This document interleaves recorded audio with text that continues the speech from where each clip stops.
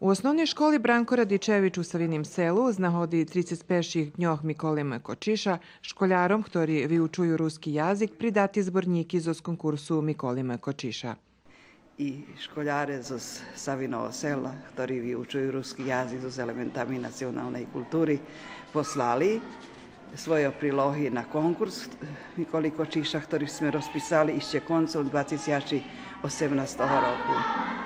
To školjárky Bojana Malobović i Jovana Kišrasik.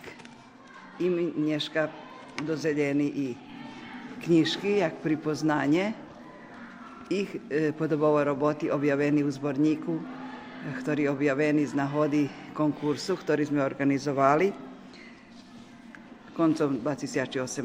Tirval i 2019. I milo nam, že Irinka Papugova prišla jak od host i inšak to decom, keď chodza na ruski jazik, a coška še slučuje, dzeška še vidza, coška dostanju. U ramikoh programi Dni Mikoli M. Kočiša na pijatog na odzeljenju za rusinistiku Filozofskog fakulteta u Novim Sadu bude otrimana međunarodna naukova konferencija Život i djilo doktora Julijana Ramača z nahodi jeho 80 rokov narodzenja.